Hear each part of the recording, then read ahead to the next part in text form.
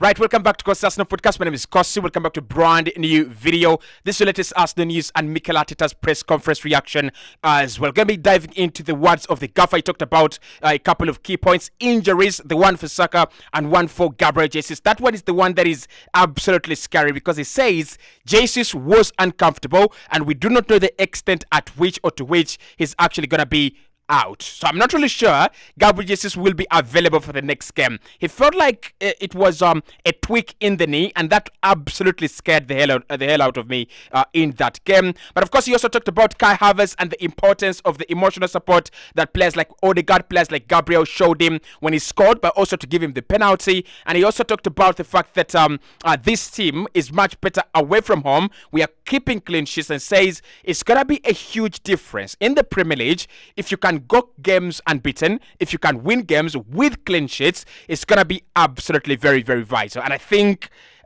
he didn't lie, right? You look at the games we have conceded in and the difficulty it has taken us to win them, and where we've kept a clean sheet and how easy, right, it looked when Arsenal won the game. So talk to me in the comment box below. Do you think Arsenal are title contenders? Do you think we are now title contenders with Man City losing, with Liverpool losing, and with Arsenal, closing that gap to 1 point? Do you think we are back in the conversation? Do you think that performance against Bournemouth guarantees us and gives us the right to actually now talk about being title contenders again? And of course, Kai Havertz, the goal.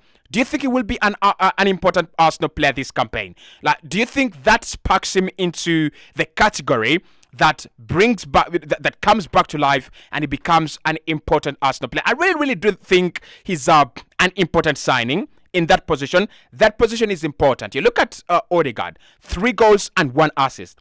If Kai Havertz had the same numbers, maybe 3 goals, maybe 2 goals, and maybe 2 assists, that role is very important to Arsenal. So talk to me, Kai. Will he become important? Will he, spring to life, in your opinion, after that goal? And do you think we are back in the conversation as title contenders? First and foremost, Mikel Arteta on the result. He said, I'm very, very happy the way we approached the game since yesterday. The team was ready to play. We knew about the challenge ahead of us against a team that don't have what they deserve in terms of the games they have played this campaign. They don't give you any time. The ball is always under pressure. It's a very, very small ground, very difficult to get out of. But I think we read the game very, very well, and we earned the right to actually win the game. I said this in my match preview, and I said it in the match reaction as well. I don't think Bournemouth are a bad side, and the decision they have taken to hire Andoni Iraola and to stick with him, those are 2 very vital points here. I think as a lower table side, they have been brave.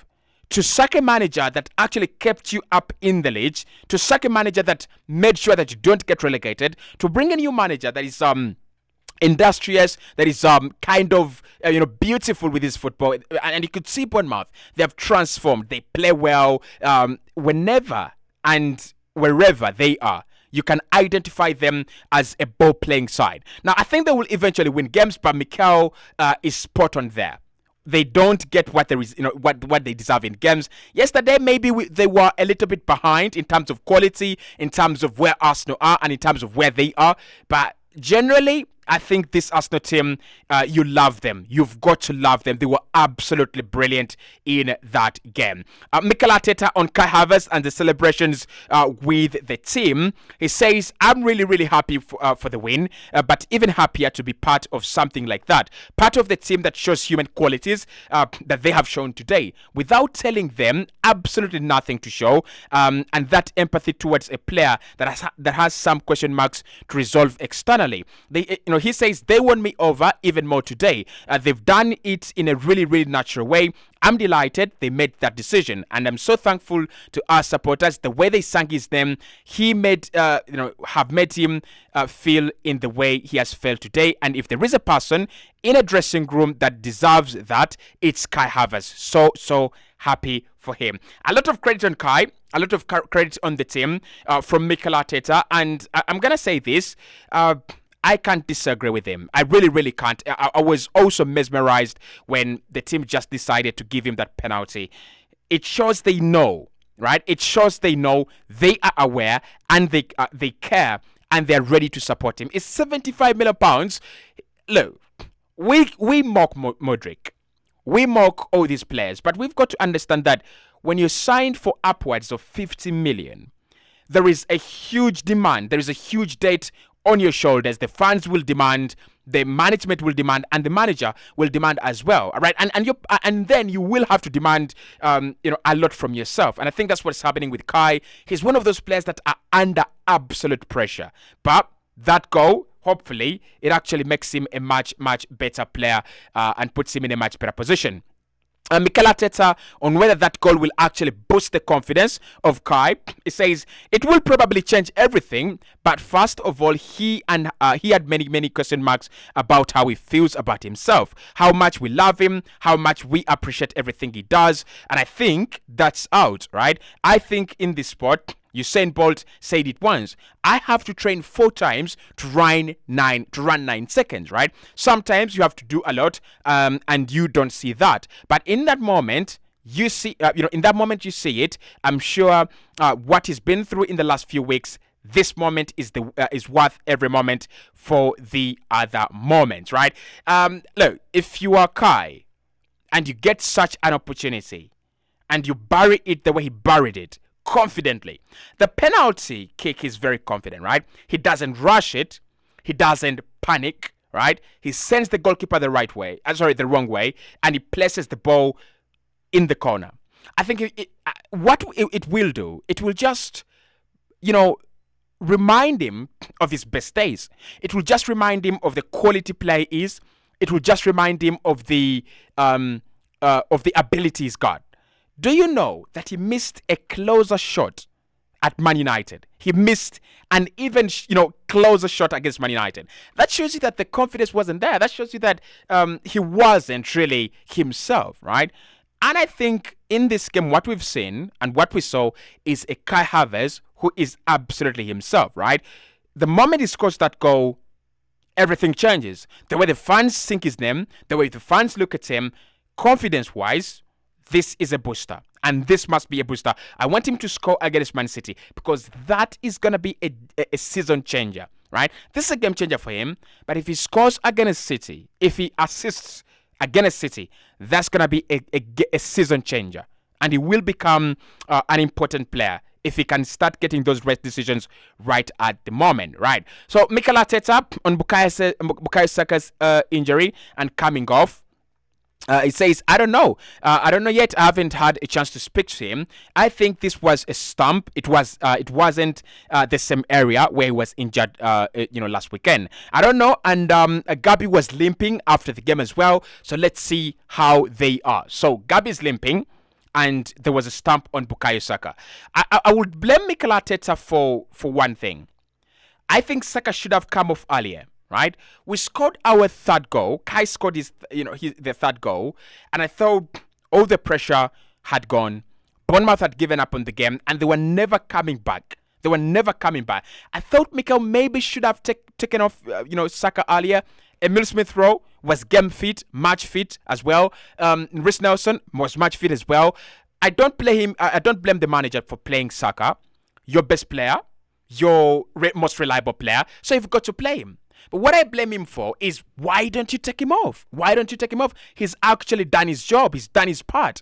3 points, 3 goals, 3 goals to the good. Take him off, right?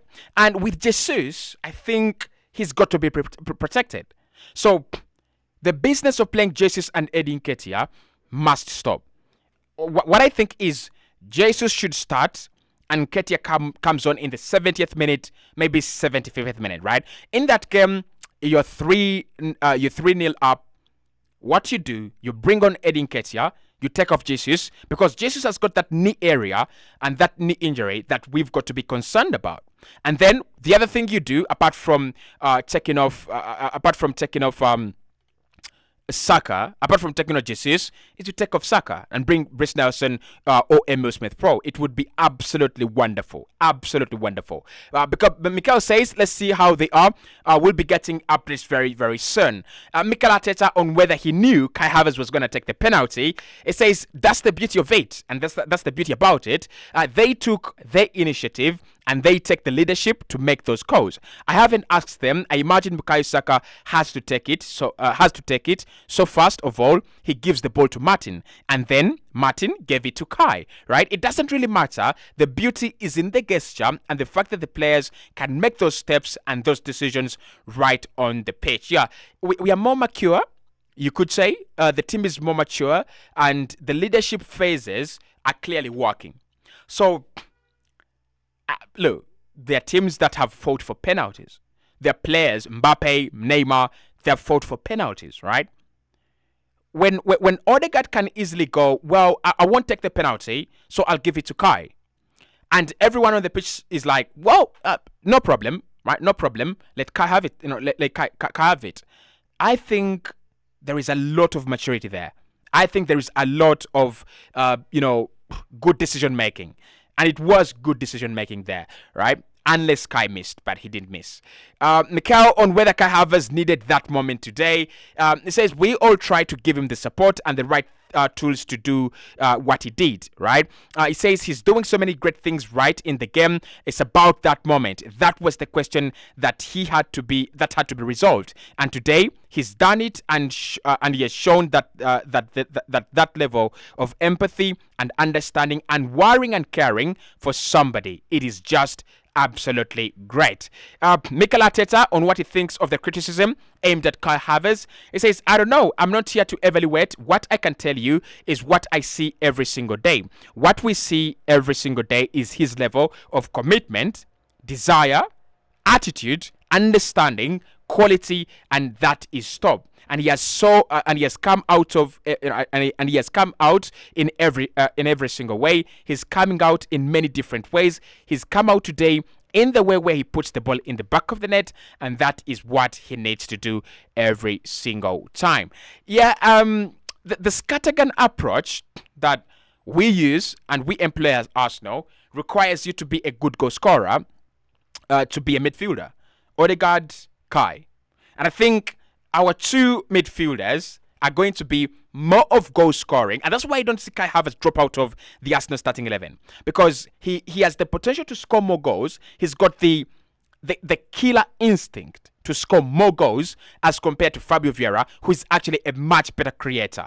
And maybe one day Mikel will turn Vieira into goal scorer, but at the moment, Vieira, you could see when he comes on the pitch, he loves to create. He loves to spot runs. He loves to, use his binoculars.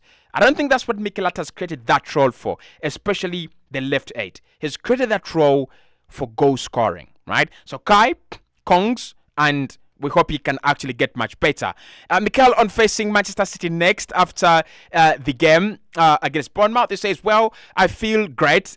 We have won the game. That's the only thing that we can control at the moment. I am just thinking about that bus, how to prepare for Lens. It's going to be a really, really tough match away game, home game away from home on Tuesday. Right, try to win it, and City will be the next step. But it's going to take a lot of good things and move them from Tuesday, and again try to make the right decision with the lineup, with the squad to maintain the level we are showing at the moment. Disagreement. I don't think Lens away is a difficult game, unless he makes it a difficult game. Like, go there and pick up 3 points plus 4 goals, minimum.